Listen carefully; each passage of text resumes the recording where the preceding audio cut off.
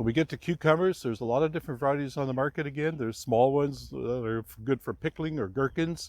You can get the larger varieties that are going to grow, say, 8 to 10 inches long, just for slicing, what I would call a typical cucumber.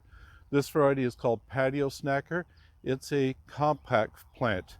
It will only get probably 2 to 3 foot in width and much more profuse flowering and fruiting than the other varieties of cucumbers I've ever tried. If you only try one variety of cucumber, this is by far the best one. So been on the market for a few years now, and I'm going to plant one in the middle of the garden. It'll just maybe get up to the edge of the wood here, and that'll be it. And never seen a cucumber produce so many fruits.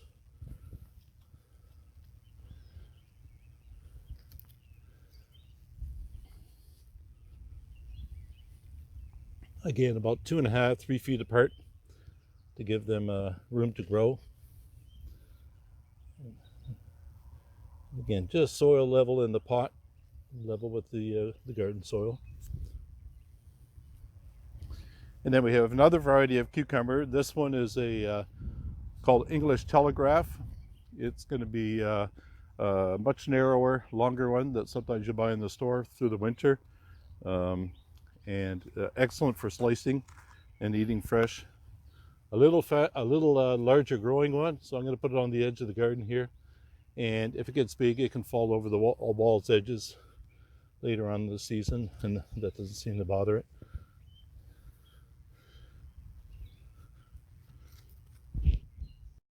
So remember, once you've planted all your melons and tomatoes and peppers, keep an eye out on the weather forecast, because there is a chance that you get a late frost.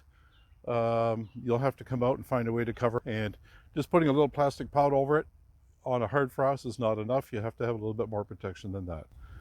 So we're going to put one more variety of tomato in. This is a variety called Celebrity, and it's very much a disease insect resistant variety that's been on the market for several years already. I really like it. And we're just going to put 4 in, and like we talked about earlier, remove some of the bottom leaves, and we're going to plant these deeper than the soil on top of the pot here. Sometimes at the nursery you can find really large plants, and you'll say, oh, they're really tall and they're a little bit floppy. Don't worry about it, because the fact that you can plant them, 6 inches deeper than what they are at the nursery, then you have a very big plant. And by putting them in the ground deep, you get the support that you need.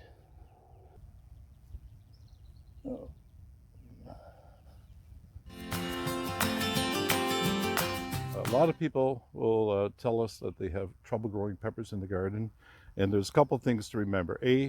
Peppers are a very hot weather crop.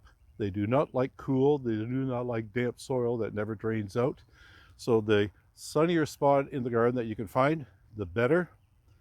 And when you water them too, don't overwater the peppers. They like to be a little bit on the dry side as opposed to being on the wet side. Most other stuff can use lots of water.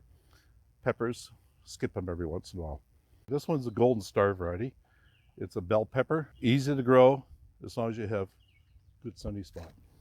The peppers don't get as large as the tomatoes, so we don't have to put them quite as far apart. Just plant them at soil level. Do not plant deep.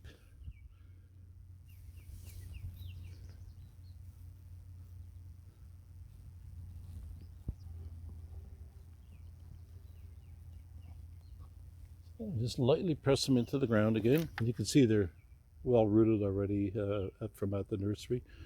So it's just a matter of getting them into some good soil. Earlier in the season we did some green onions already. This time we're going to plant some red ones. A lot of people like the red onions instead of the yellow ones, because the red variety especially is a little more spicy, and a lot of people like to chop them up and put them in their salads. So we're going to plant a little bit. I don't plant the whole bag. There's about 100 onions in the bag, more than I need at this time. And we're only going to put, say, 20 or so in. And then maybe in about 4 weeks, I'll take the bag back out and I'll do another row a little further in the garden. And that way I have young ones. So this one's already been sprouting in the bag. Can't wait to get in the soil. The rest of them pointed, goes up.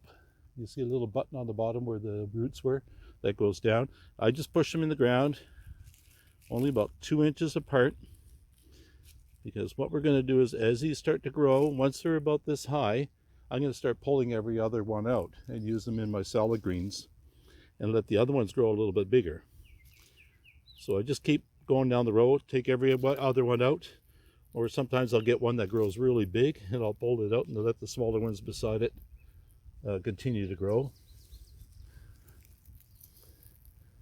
Most people tend to put everything in the garden all at one time and it's all ready at the same time. But it's nice to have fresh new stuff, and that especially goes with onions and lettuce. Don't be in a hurry. Got lots of time to plant several crops. These are pushed in the ground far enough. I'm not even going to put any soil over top of them. The last batch we did too, we just pressed them in the ground, left them there, and they're already up about 4 inches.